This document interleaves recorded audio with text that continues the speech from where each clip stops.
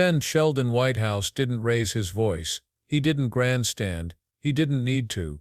All it took was one pointed look and a single razor-sharp question to make Pam Bondi freeze in her chair. The moment he asked where the FBI's missing $50,000 went, money that should have been tracked, logged, audited, and accounted for, her entire performance shifted. And viewers watching instantly felt it. Because the way she dodged that question wasn't just evasive, it was alarming.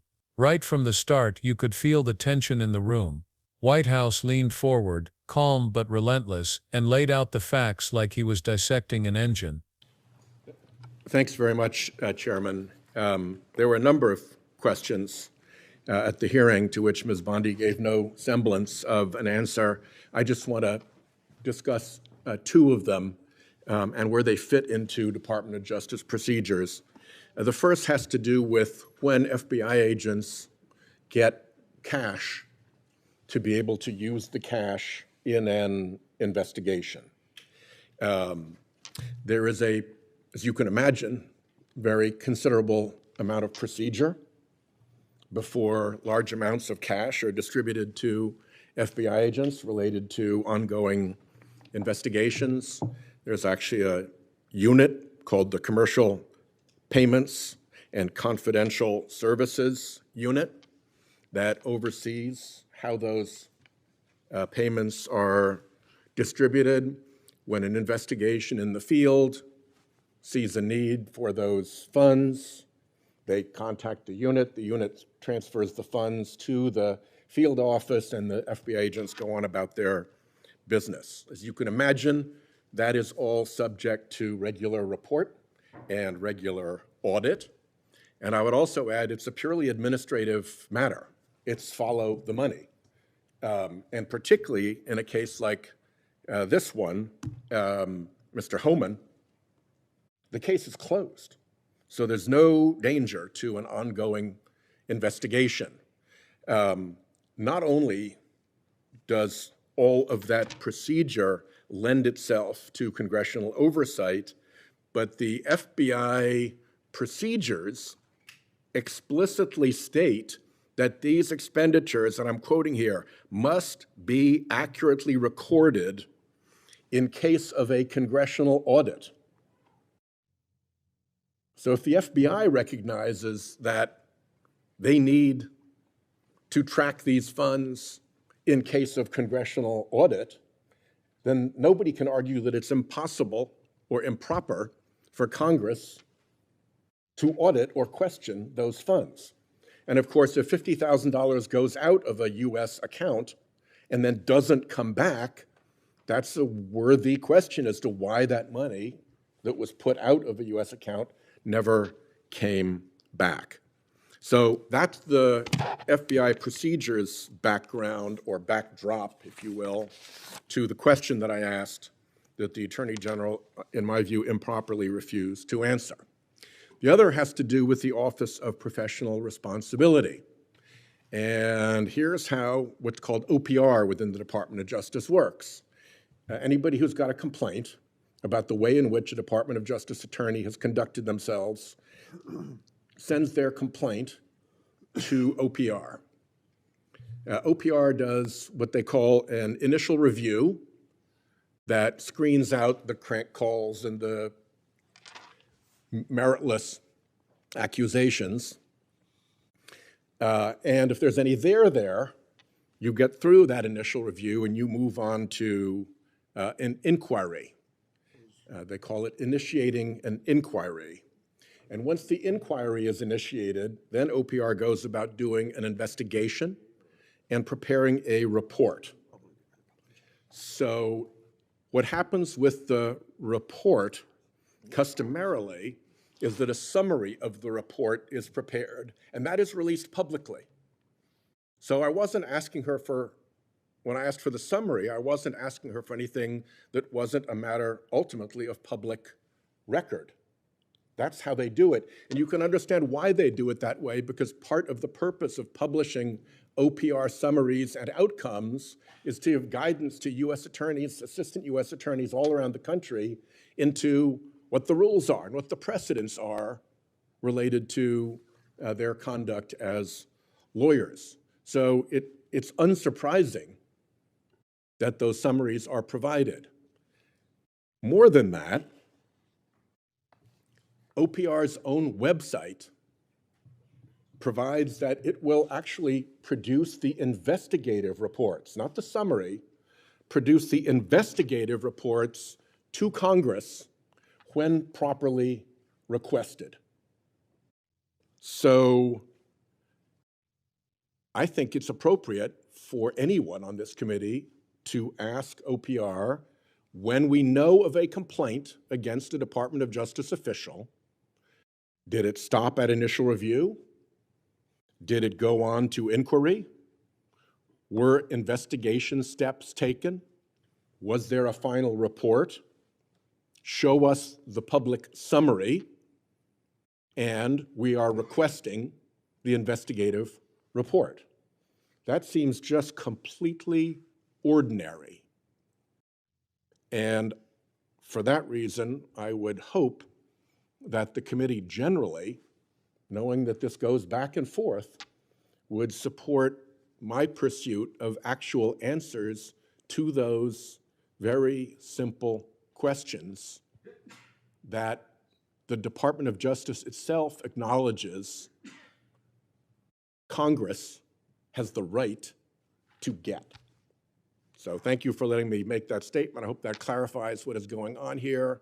I do not intend to give up on answering these questions just because, well, let me say, I'm married to a marine scientist.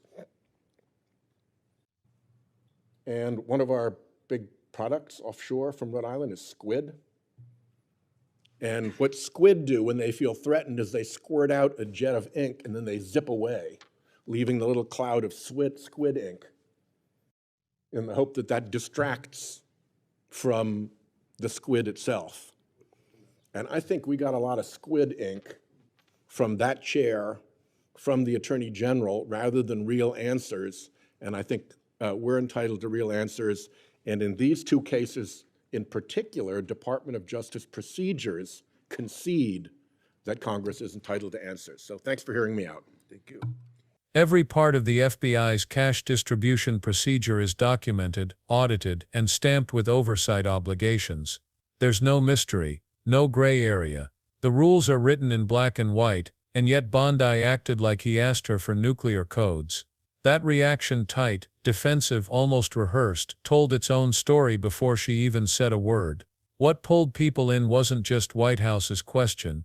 It was his reaction to her refusal to answer, because it wasn't frustration. It wasn't anger. It was something colder. It was recognition. Like he'd seen this type of dodge 100 times and he knew exactly what it meant. She wasn't just avoiding the question, she was running from something bigger. And that's where this story begins. To understand why his reaction landed so hard, you have to understand the question itself. When FBI field agents need cash for operations, they don't just walk into an office and grab a stack of bills from a random drawer. There's a unit, long name, boring title, serious purpose, the Commercial Payments and Confidential Services Unit. They control every dollar. They distribute funds only after a formal request from field investigators. They track every transfer.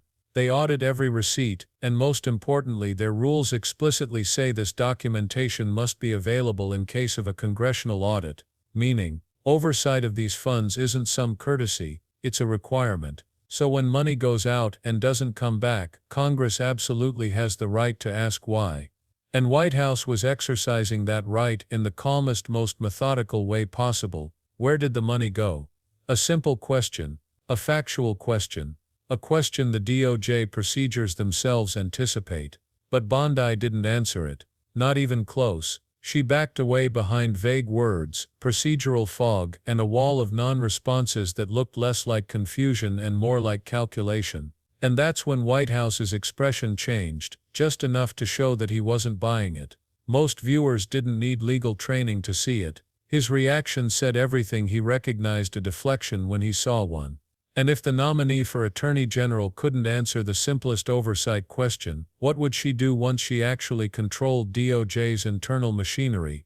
That's why this moment exploded online, because the question wasn't about politics, it was about trust. about whether someone seeking the highest law enforcement position in the country could handle basic scrutiny. And then came the second question, the one about OPR, the Office of Professional Responsibility. If the first topic made her uncomfortable, this one made her visibly tense. OPR isn't some obscure office, it's the DOJ's internal watchdog. When a complaint is filed against a DOJ attorney, OPR evaluates it, reviews it, investigates it, and eventually produces a summary report. These summaries are routinely made public. They're not secrets. They're not classified. They exist so attorneys across the country understand ethical boundaries, precedent, and professional conduct standards. Not only that, OPR explicitly states on its website that it will provide full investigative reports to Congress when properly requested. So Whitehouse didn't ask for anything dramatic or unusual. He didn't ask for privileged material or sensitive operational details. He asked the most standard oversight question imaginable. Did the complaint move past the initial review? Was an inquiry opened? Was a report created? And where is the summary? Again, Bondi refused to answer. She didn't confirm whether an inquiry happened. She didn't explain whether a summary exists. She didn't acknowledge OPR's own policy. And once again, all it took was Whitehouse's face, just that look of quiet disbelief, to reveal how extraordinary her refusal really was, because these weren't trick questions. These were transparency questions, questions about whether DOJ follows its own rules, questions any nominee should be prepared to answer. And that's when Whitehouse delivered the metaphor that broke the hearing open. Chief. He compared Bondi's responses to a squid releasing ink, clouding the water to hide, to confuse, to distract, and then sliding away before anyone can get a clear look. The metaphor wasn't flashy, it was devastating. And it stuck with viewers because it wasn't exaggerated. It was accurate. Bondi didn't just avoid answering. She deployed verbal fog, long sentences that said nothing, vague references to procedures she wouldn't describe. It was textbook ink cloud, designed to obscure, not inform. And people watching felt that. The metaphor wasn't just imagery, it was diagnosis. What made Whitehouse's reaction even more powerful is that he framed this hearing not as a disagreement, not as a political clash, but as a stress test for democracy. Oversight only works when the people being questioned actually answer. And if a nominee decides that transparency is optional, that congressional authority is inconvenient, that clear rules can be ignored, then oversight collapses. That's why Whitehouse pushed so hard. Because if Congress can't get answers about cash transfers and professional conduct reviews, two of the most basic pillars of accountability, then what happens when bigger issues arise? What happens when classified operations are mismanaged? What happens when misconduct isn't properly handled? What happens when funds disappear and no one answers for it? These aren't hypotheticals, they're warnings. And Whitehouse's reaction made that clear. In the days after the hearing, online discussions exploded with speculation. Some users suggested Bondi's avoidance hinted at internal disputes within DOJ leadership. Others wondered if the missing money was tied to procedural errors that hadn't been disclosed. None of it was proven, but the buzz grew because Bondi's silence created a vacuum. When public officials refuse to answer simple questions, people naturally wonder why. And the unanswered OPR question added fuel to the fire. Viewers asked, why dodge a question about an office whose reports are routinely published? Why pretend you can't discuss a summary that's meant for public guidance? Why avoid confirming whether an inquiry even existed? Rumors circulated that the complaint in question may have reached the inquiry stage, though no official confirmation exists. But one thing became impossible to ignore: if the nominee wanted to present herself as transparent, open, and committed to accountability, she failed, and failed publicly. That's why Whitehouse seized on the moment, because he wasn't just interrogating a nominee, he was drawing a line in the sand, a warning that Congress won't let executive branch officials hide behind ink clouds, a reminder that the DOJ belongs to the public, not to nominees who decide which questions they find comfortable. But the most important takeaway wasn't the metaphor, or the missing money, or the unanswered OPR inquiry. It was the simple truth at the center of Whitehouse's reaction. If someone refuses to answer straightforward oversight questions before they're confirmed, what will they refuse to answer afterward? That's the real issue. Not the $50,000, not the OPR summary, not the discomfort in the chair. it's the precedent. Because once nominees realize they can dodge questions without consequences, the entire oversight process collapses, and when oversight collapses, power fills the vacuum, and never in ways that protect the public. Whitehouse understood that. His calm reaction wasn't just about frustration, it was about defending the idea that government must remain accountable to the people, that transparency isn't an optional accessory, that Congress cannot let ink clouds replace answers. And that's why this hearing mattered. It wasn't political theater, it wasn't partisan conflict, it was a test of whether the most basic oversight tools still work. Watching Bondi dodge, deflect and evade those questions made something clear: transparency isn't just being challenged, it's being resisted.